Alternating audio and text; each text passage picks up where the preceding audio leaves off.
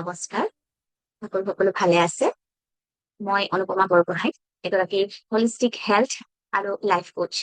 মই কেনেকৈ আপোনালোকৰ শাৰীৰিক আৰু মানসিক স্বাস্থ্য সুস্থ হৈ থাকিব লাগে, কেনেদৰে আপোনালোকৰ খোৱা বা স্বাস্থ্যৰ 6টা পিলাৰ আছে, স্তম্ভ আছে, সেইকেইটা কেনে ভালদৰে যদি পৰিচালনা কৰিব পাৰে, জানে, তেতিয়া আপোনালোকৰ স্বাস্থ্য সদায় নিৰোগী হৈ থাকিব, সুস্থ হৈ থাকিব আৰু আপোনালোকে জীৱন জীয়াই থকাৰ আনন্দ পাব।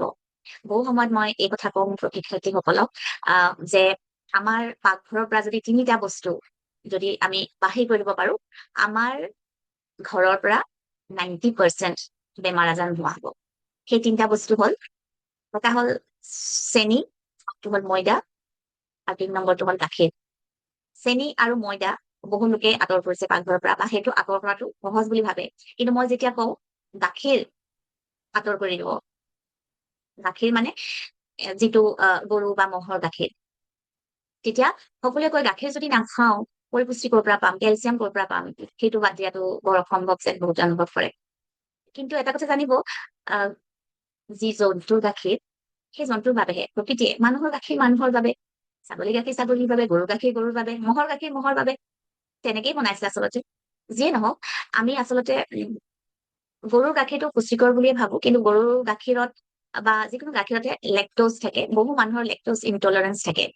গাখীৰ কেনেকে প্ৰডিউচ কৰিছে তাৰ ওপৰতো বহু কথা, কাৰণ আজিকালি গৰু বা ম'হক কৃত্ৰিম উপায়েৰে কেনেদৰে বেছি গাখীৰ দিব পাৰে, সেইবোৰৰ কাৰণে যেনেকে হৰমনৰ ইনজেকশ্যন দিয়ে, বা গৰু ম'হক বহু যন্ত্ৰণাদায়ক অৱস্থা এটাত ৰাখে।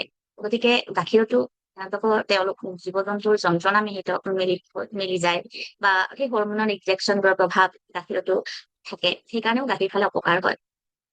যিয়ে নহওক, যিসকল লোকৰ লেক্টোজ ইনটলাৰেঞ্চ আছে, তেওঁলোকে প্লান্ট বেছ গাখীৰ খাব পাৰে আৰু ঘৰতে বহুত সহজে বনাব পাৰি। আজি মই আপোনালোকক এটা অতি সুন্দৰ মিলেট মিল্ক, ৰাগী, সকলোৱে জানে, যিটো ইংৰাজীত কয় ফিংগাৰ মিলেট, সেই ৰাগী যেতিয়া গাখীৰ আপোনালোকে বনাব, সেই গাখীৰ অতি কম খৰচত হ'ব, অতি পুষ্টিকৰ। তাত আপোনালোকে কেলছিয়াম পাব আৰু আইৰণ পাব, আৰু লগতে কম খৰচীয় আৰু সোৱাদযুক্তও হয়। গতিকে আহকচোন ৰাগীৰ মিল্ক কেনেকে বনাম আজি আমি শিকি লওঁ। ৰাগী বা ফিংগাৰ মিলেট আমি সকলোৱে চিনি পাওঁ। আমি ৰাগী আমাৰ ভাৰততো হয়, আফ্ৰিকা সকলোতে হয়। আৰু ৰাগী সাধাৰণতে আমি খাওঁ, ৰুটি খাওঁ, ৰাগী জলপান বনাই খাওঁ। ৰাগী গ্লুটন ফ্ৰী হয় আৰু বহুত পুষ্টিকৰ, ইয়াত বহুত ফাইবাৰ আছে, আইৰণ আছে, যিমান মিনাৰেল লাগে শৰীৰৰ স্বাস্থ্যৰ কাৰণে সেই সকলো আছে। আজি আমি ৰাগীৰ গাখীৰ কেনেকে বনাই সেইটো চাওঁ আহক।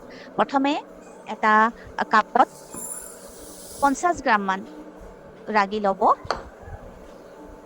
আৰু চাওক, ৰাগীখিনি খুব ভালকৈ ধুই ল'ব, ভালকে ধুব, কাৰণ বজাৰৰ পৰা অনা ৰাগীত বহুত ধূলি থাকে। গতিকে আমি যিহেতু এই ৰাগীৰ মিল্ক আমি সিজাই নাখাওঁ, আমি কেনেকে বনাম মই দেখাই আছো। ভালদৰে ধুব, খুব ভালদৰে ধুব,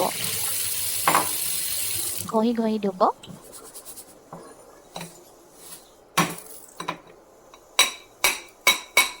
আৰু তাৰপিছত এটা পাত্ৰত ভালদৰে ধোৱাৰ পিছত এটা পাত্ৰত লৈ ভালদৰে আপোনালোকে যদি আৰ' ৱাটাৰ বা ফিল্টাৰ ৱাটাৰ, যি ৱাটাৰ থাকে, ভাল ৱাটাৰ, যিটো পানী খায় আপোনালোকে, সেই পানীত ৰাগীখিনি তিয়াই থব। চাওক, ৰাগীখিনি যাতে ভালদৰে পানীৰ ডুব গৈ থাকে, আৰু সেইখিনি আপোনালোকে কমেও 8 ঘণ্টা তিয়াই থব। আৰু পাৰিলে ৰাতিটো তিয়াই থব। 8 ঘণ্টা তিয়াই থোৱাৰ পিছত সেই পানীখিনি পেলাব, আকৌ এবাৰ ধুই ল'ব। তাৰপিছত এটা মিক্সাৰ গ্ৰাইণ্ডাৰত বা ব্লেণ্ডাৰত দি আপোনালোকে ভালদৰে অলপ সময়ৰ কাৰণে ৰাগীখিনি পিচিব। যিকোনো ধৰণৰ মিক্সাৰ গ্ৰাইণ্ডাৰ আপোনালোকে ল'ব পাৰে, মই এটা ব্লেণ্ডাৰ ইউজ কৰিছো। আপোনালোকে কিন্তু যিকোনো মিক্সাৰ গ্ৰাইণ্ডাৰ ল'ব পাৰে। আৰু যেতিয়া পিচিব অলপমান পানী দিব।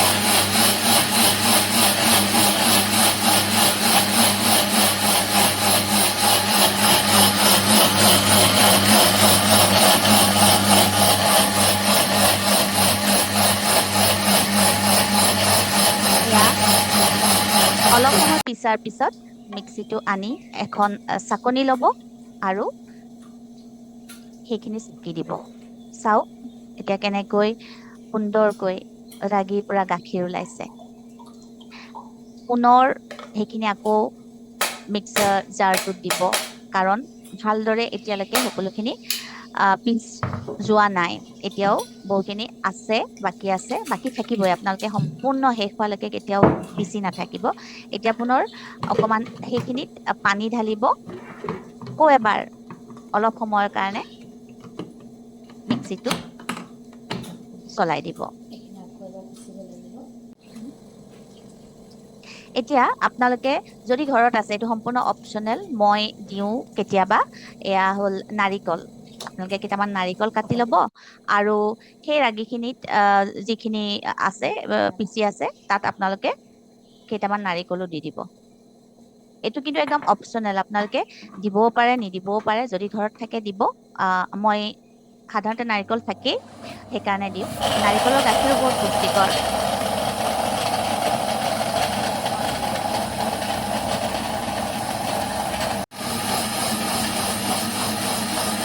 এনেদৰে আপোনালোকে কেইবাবাৰো এনে পিচিব, চেকিব, যেতিয়ালৈকে দেখে যে ৰাগীখিনিৰ পৰা গাখীৰ ওলাই আছে বা ৰাগীখিনি সম্পূৰ্ণ পিচ নাই যোৱা, তেতিয়ালৈকে আপোনালোকে কেইবাবাৰো পিচিব আৰু চাকিব।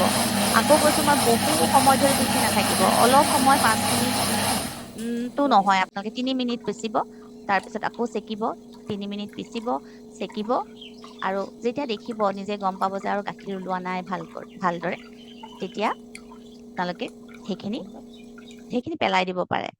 এতিয়া চাওক ইমান সুন্দৰকৈ গাখীৰ ওলালে। সেইখিনি আপোনালোকে এটা জাৰত বাকি লওক। এইখিনি 1 লিটাৰ গাখীৰ আপোনালোকে 50 গ্ৰাম ৰাগীৰ পৰা আপোনালোকে পাব পাৰে। 1 লিটাৰ গাখীৰ অতি পুষ্টিকৰ, কেলছিয়াম ৰিচ আৰু আইৰণ সমৃদ্ধ, লেক্টোজ ফ্ৰী। আপোনালোকে এই গাখীৰ আপোনালোকৰ শিশুকো দিব পাৰে। আৰু কেনেদৰে খাব, এইখিনি আপোনালোকে খুব বইল কৰি নাখাব। যদি গৰম কৰিব বিচাৰে অকমান গৰম কৰিব পাৰে। ইয়াৰ পৰা আপোনালোকে বহু বস্তু খাব পাৰে, বিশেষকৈ স্মুদি খাব পাৰে, মিল্ক শ্বেক শিশুৱে ভাল পাব। কেইটামান কল কাটি ল'ব, যি আছে মিঠা হবৰ বাবে খেজুৰ দিব, খিচমিচ দিব, আৰু যি আছে ঘৰত মিঠা ফল মূল চাব, ইয়াত যাতে টেঙা ফল মূল নিদিয়ে, মিঠাই দিব। আৰু এটা কথা মই ক'ম যে আপোনালোকে সদায় এই যিকোনো ড্ৰাই ফ্ৰুটছ, যেনেকে খেজুৰে হওক, খিচমিচে হওক, তিয়াই থব, বা এইবোৰ যিবোৰ আপোনালোকে খাই, কাজু আৰু আখৰোট, কাঠবাদাম, সেইবোৰ হয় তিয়াই খাব, নহয় ৰোষ্ট কৰি খাব। বা যিকোনো চিড, সেইবোৰো আপোনালোকে হয় তিয়াই খাব, নহলে ৰোষ্ট কৰি খাব। মই ইয়াত মাখানা দিওঁ, মাখানাখিনি তিয়াই নথব, মাখানাখিনি ভাজি থব পাৰে। মাখানাও বহুত পুষ্টিকৰ। মই ইয়াত আলমণ্ড দিছো, সেইখিনি মই ভাজি থোৱা আলমণ্ড। কিন্তু আপোনালোকে সদায় এইটো কথা মনত ৰাখিব, কেতিয়াও ড্ৰাই ফ্ৰুটছ আপোনালোকে ডাইৰেক্ট যেনেকে আছে তেনেকে নাখাব। অলপ ধুলে আৰু খালে, এনেকুৱাও নকৰিব। কমেও আপোনালোকে 4 ঘণ্টা তিয়াই থব, নহলে আপোনালোকৰ পেটত অসুবিধা হ'ব পাৰে। কাৰণ ইয়াত যেতিয়া তিয়াই নথয়, ইয়াত এটা এনজাইম থাকে যি আমাৰ পেটৰ কাৰণে ভাল নহয়। সেইকাৰণে আপোনালোকে তেনেকৈ হিচাপত নাখাব, হয় ভাজি খাব, নহয় তিয়াই খাব। এয়া চাওক, এইখিনি সুন্দৰ মিল্ক শ্বেক হৈ গ'ল বা স্মুদি হৈ গ'ল। ইয়াৰ ওপৰত আপোনালোকে কাটি থোৱা পিস্তা বাদাম দিব পাৰে। মই ইয়াত ভাজি থোৱা এয়া কাঠবাদাম দিছো, আলমণ্ড দিছো। আৰু এয়া বহুত পুষ্টিকৰ, এনে পুষ্টিকৰ খাদ্য বা আহাৰ ৰাতিপুৱা যদি আপোনালোকে খাই, আপোনালোকৰ শিশুকো দিয়ে, আপোনালোকৰ খৰচো কমিব আৰু লগতে নিৰোগী হয় সুস্বাস্থ্যৰে জীৱন পাৰ কৰিব পাৰিব। জীৱন জীয়াই থকাৰ আনন্দ তেতিয়াই থাকে যেতিয়া আমি সুস্বাস্থ্যৰে থাকো। সুস্থ শৰীৰতো আচলতে সুস্থ মনে বাস কৰে। সুস্থ মন আৰু সুস্থ শৰীৰ দুইটা একেটা মুদ্ৰাৰ ইপিঠি আৰু সিপিঠি। আমাৰ যদি মন শুদ্ধ হৈ নাথাকে বা সুস্থ হৈ নাথাকে, তেতিয়া শৰীৰো সুস্থ হৈ নাথাকে। কিন্তু শৰীৰটো সুস্থ হৈ নাথাকিলে আমাৰ মনটোও সুস্থ হবলৈ টান, সুখী হবলৈ টান। গতিকে শৰীৰটো য'ত আমাৰ আত্মাই বাস কৰে, শৰীৰটো এটা মন্দিৰ, সেই মন্দিৰক আমি যত্ন লোৱাটো আমাৰ বহুত প্ৰয়োজন। মোৰ বহু প্ৰশিক্ষাৰ্থীয়ে মোৰ লগত হেল্থ মাষ্টাৰী নামৰ পাঠ্যক্ৰম, সেই পাঠ্যক্ৰম মোৰ লগত কৰি শিকি বহুবোৰ বেমাৰ আজাৰ তেওঁলোকে ৰিভাৰ্চ কৰিব পাৰিছে। থাইৰইড হওক, হাই প্ৰেচাৰ হওক, ডায়েবেটিছ হওক, ইভেন মানুহে কেঞ্চাৰো ৰিভাৰ্চ কৰিব পাৰিছে। গতিকে কোনো কথাই অসম্ভৱ নহয়। স্বাস্থ্যৰ যত্ন লওক। আপোনালোকে যদি মোৰ লগত ব্যক্তিগতভাৱে যোগাযোগ কৰি মোৰ পৰা স্বাস্থ্য প্ৰশিক্ষণ ল'ব বিচাৰিছে, মোৰ লগত যোগাযোগ কৰিব পাৰে। তাৰোপৰি যিসকলে ব্যক্তিগতভাৱে এনেদৰে প্ৰশিক্ষণ ল'বৰ কাৰণে সক্ষম নহয়, তেওঁলোকৰ কাৰণেও মই এনেদৰে সুস্বাস্থ্যৰ দিহা দি থাকো মোৰ চেনেলত। মই অলপমান মই যিহেতু বিৰতি মূৰে মূৰে দিওঁ যদিও মই সংকল্প লৈছো অলপ ঘনকৈ মই এনেধৰণৰ সুস্বাস্থ্যৰ দিহা দি থাকিম আপোনালোকক। গতিকে মই অনুৰোধ কৰিম আপোনালোকে মোৰ চেনেলটো ছাবস্ক্ৰাইব কৰিব আৰু লাইক কৰিব। লাইক কৰিলে মই প্ৰেৰণা পাওঁ আকৌ বনাই যাবলৈ। মতামতো দিব আপোনালোকে, এইবোৰ কাম মই যিবোৰ দিহা দিওঁ সেইবোৰ প্ৰয়োগ কৰি যদি আপোনালোকে উপকৃত হয় বা কিবা যদি অসুবিধাও পায়, তেতিয়াও মতামত দিব। আপোনালোকৰ মতামত মোৰ বাবে এটা আশীৰ্বাদ বা নিজক উন্নত কৰাৰ এটা মোৰ সুযোগ। গতিকে আপোনালোক সকলো সুস্থ হৈ থাকক আৰু এই চেনেলটো আপোনালোকে আপোনালোকৰ বন্ধু বান্ধৱ বা আপোনালোকৰ প্ৰিয়জনৰ লগত শ্বেয়াৰ কৰক, যাতে তেওঁলোকেও সুখী হৈ থাকক, সুস্বাস্থ্যৰে থাকক। আৰু মই যিমান পাৰো সিমান আপোনালোকৰ সুস্বাস্থ্যৰ দিহা দি যাম। আৰু আপোনালোকে ব্যক্তিগতভাৱে মোৰ লগত এনেদৰে সুস্বাস্থ্যৰ দিহাও ল'ব পাৰে, কেনেদৰে আপোনালোকে ৰোগমুক্ত ঔষধমুক্ত এটা জীৱন যাপন কৰিব পাৰে, মোৰ পাঠ্যক্ৰমতো আপোনালোকে নামভৰ্তি কৰিব পাৰে। বহুত বহুত ধন্যবাদ। সকলো কুশলে থাকক। স্বাস্থ্য সুন্দৰ কৰি ৰাখিবৰ বাবে বহু বেছি কষ্ট কৰিব নালাগে, বহু বেছি খৰচো কৰিব নালাগে। সেই কথা সদায় মনত ৰাখিব। ধন্যবাদ। সুখেৰে থাকক, কুশলে থাকক।